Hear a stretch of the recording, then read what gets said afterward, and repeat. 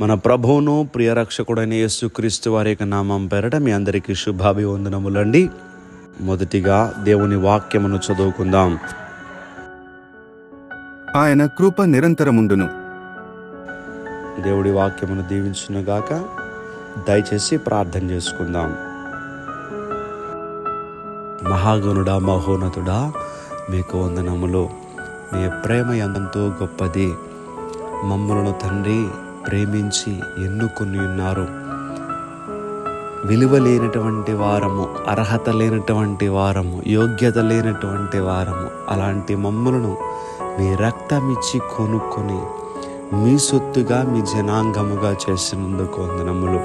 ఈ ఉదయకాల సమయపు ప్రార్థనలో ఏకీభవించిన ప్రతి బిడ్డను కూడా పేరు పేరున మీరు జ్ఞాపకం చేసుకుని ఈ రోజంతా నీ బిడ్డలు మీ చిత్తానుసారంగా జీవించాలి. వారు బలహీనతలను అధిగమించగలగాలి, మీతో కలిసి గడపాలి. అట్టి స్థితిని దయచేయమని, ఈరోజంతా సంతోషముగా ఉండులాగున మీ సన్నిధి తోడు నీ బిడ్డలకి దయచేయమని యేసుక్రీస్తు వారి యొక్క నామం పేరట అడిగి వేడుకుంటున్నాం తండ్రి. ఆమేన్, ఆమేన్, ఆమేన్.